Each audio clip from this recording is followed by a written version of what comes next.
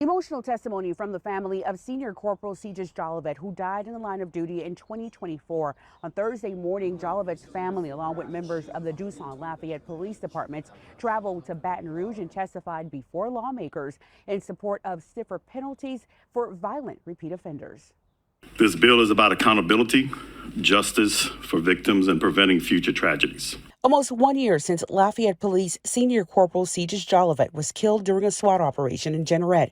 A bill that would require harsher sentences for repeat offenders received overwhelming support from members of his family, law enforcement, and lawmakers on Thursday morning. Jolivette's wife, Alexis, making an emotional plea, urging lawmakers to pass HB 11 to protect other officers. One person's fate, being released early from prison, stole the life of someone who was worth more than good behavior or time served. The Segus Jolivette Act, House Bill 11, would require convicted felons to serve 50% of their sentence after a third conviction, 75% after a fourth, and 100% after a fifth. The legislation was first proposed by Doosan Chief of Police Kip Judice in 2024 after Corporal Jolivette was shot and killed while trying to serve an arrest warrant on Nigel Hurst. The bullet that killed my husband did not come from Nigel Hurst's weapon. That is my reality.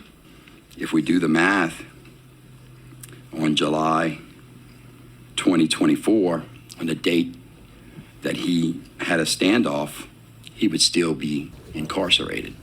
Although the bill received strong support, its author, State Representative Chad Boyer, temporarily deferred the bill to allow for amendments. It covers some of our issues, but look, we still have some work to do. Anything that we can do, of course, to prevent a tragedy like this happening again, we're going to do. In her final remarks to lawmakers, Alexis Jolivette said the bill is about more than her family.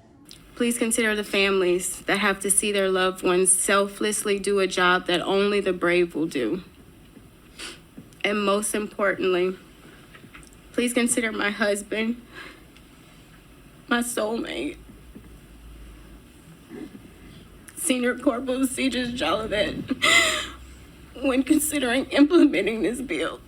Now, while the investigation into the death of Senior Corporal Segus Jolivette is ongoing, family members and law enforcement say despite the circumstances of his death, Jolivette will likely be here had this law existed. Angela St. in Baton Rouge for KATC TV3.